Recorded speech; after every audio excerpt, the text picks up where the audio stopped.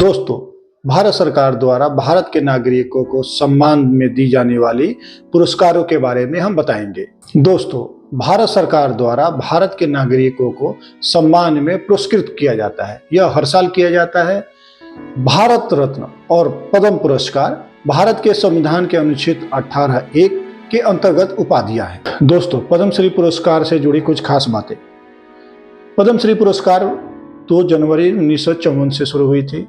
यह पुरस्कार हर साल गणतंत्र दिवस 26 जनवरी को दिया जाता है। राष्ट्रपति एक प्रमाण पत्र देते हैं और एक पदक होती है। इसमें कोई राशि नहीं होती है। पद्मश्री पुरस्कार के लिए कोई व्यक्ति खुद का आवेदन कर सकता है। इसके अलावा संस्था, सांसद, विधायक या मंत्री किसी भी व्यक्ति की सिफारिश कर सकता है। गणतंत्र दिवस पर राष्ट्रपति श्रीमती द्रौपदी मुर्मू ने रिटायर्ड लाइब्रेरियन और सोशल वर्कर 82 वर्षीय पालम कल्याण सुंदरम को 2023 के लिए पद्मश्री पुरस्कार से, जो भारत गणराज्य के सर्वोच्च नागरिक पुरस्कारों में से एक है। कल्याण सुंदरम का जन्म 1940 में भारत के तमिलनाडु में हुआ। कम उम्र में ही उन्होंने अपने पिता को खो दिया। उनका पालन पोषण उनकी मां थायामल ने किया था और अपनी मां से प्रेरित होकर वो गरीबों और जरूरतमंदों की मदद करने के लिए वो प्रेरित हुए। बाद में वो मद्रास विश्वविद्यालय से अपनी शिक्षा प्राप्त की और पुस्तकालय विज्ञान में गोल्ड मेडल मिला उनको। साहित्य और हिस्ट्री से वो ग्रेजुएट भी हुए। श्री वैकुंठम में कुमार कुरुपारा कला महाविद्यालय से वो लाइब्रेरियन के रूप में 35 साल के बाद, लंबे करियर के बाद 1998 में वो रिटायर्ड हुए। रिटायरमेंट के बाद उन्होंने 1998 में एक NGO बनाया जिसका नाम रखा पालम, जो जरूरतमंद लोगों के लिए काम करती थी। कहते हैं कि पद्म पुरस्कार क्यों दिया गया, क्या खूबी थी। दोस्तों, कल्याण सुंदरम अपनी पैतृक संपत्ति, आभूषण और अपनी जिंदगी की सारी कमाई, यहाँ तक कि पुरस्कार की राशि, वेतन और पेंशन गरीबों को दान कर दिया। अपनी सेवा अवधि के दौरान उन्होंने स्वेच्छा से और नियमित रूप से अपना पूरा वेतन भी दान कर दिया। अपनी दैनिक जरूरतों को पूरा करने के लिए छोटा मोटा उसने काम भी किए। रिटायरमेंट के बाद भी उन्होंने एक होटल में वेटर के रूप में काम किया, जिसके बदले में उन्हें दिन में 2 बार खाना और मामूली वेतन मिलता था, ताकि वे अनाथालय और बच्चों की शिक्षा निधि में दान करना जारी रख सके। जरूरतमंद लोगों की सेवा करने के उद्देश्य से कल्याण सुंदरम अविवाहित थे।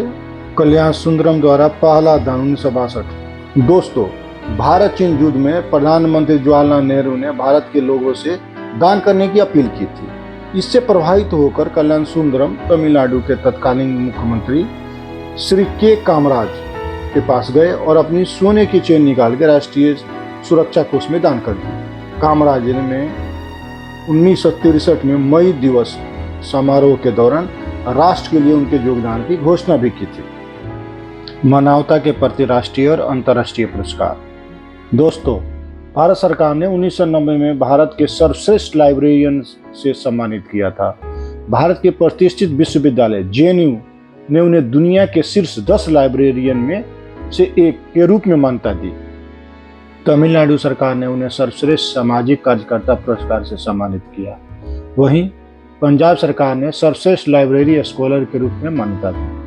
रोटरी इंटरनेशनल ने 2011 में लाइफ टाइम सर्विस अवार्ड से सम्मानित किया। दोस्तों, संयुक्त राष्ट्र संगठन UNO ने कल्याण सुंदरम के योगदान के लिए 30 करोड़ रुपए की पुरस्कार राशि दी और उन्हें मैन ऑफ द मिलेनियम 2011 में पुरस्कार से सम्मानित किया। कल्याण सुंदरम ने पूरी राशि दान में दे दी। कैम्ब्रिज स्थित इंटरनेशनल बायोग्राफिकल सेंटर ने उन्हें दुनिया के सबसे महान लोगों में से एक के रूप में सम्मानित किया है। तो दक्षिण अफ्रीका के पूर्व राष्ट्रपति नेल्सन मंडेला ने कल्याण सुंदरम के बारे में यह कहा था, देश के प्रगति देश के बच्चों और छात्रों पर निर्भर करती है। वास्तव में यह बहुत बढ़िया है कि कल्याण सुंदरम पिछले 50 वर्षों से समाज के इस वर्ग के लिए बिना किसी प्रचार की महान सेवा कर रहे हैं। पूर्व अमेरिकी राष्ट्रपति बिल क्लिंटन अपनी भारत यात्रा के दौरान व्यक्तिगत रूप से मिलना चाहते थे। बिल क्लिंटन ने कहा था कि कल्याण सुंदरम ने दुनिया के देश के बीच के संबंधों को मजबूत करने के लिए एक नई पद्धति की शुरुआत की है। इसे कल्याण सुंदरम योजना नाम दिया। भारत के प्रथम प्रधानमंत्री पंडित जवाहरलाल नेहरू ने कल्याण सुंदरम को भारत का प्रकाश कहा था। पूर्व भारतीय राष्ट्रपति एपीजे अब्दुल कलाम ने 6 जुलाई 2000 को कहा था, स्व विलास के बिना जीवन जीना ही शुद्धतम रूप से जीवन जीना कहलाता है। उसकी सक्षम छत्र छाया में ऐसे कई लोग हैं जो दिव्य हैं और सही रास्ते पर चलने के लिए धन्य हैं। दोस्तों, सुपरस्टार रजनीकांत कल्याण सुंदरम के काम से इतना प्रभावित हुए कि उन्होंने इनको अपने पिता के रूप में अपना लिया।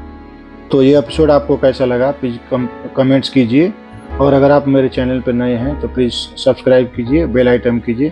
थैंक यू, धन्यवाद।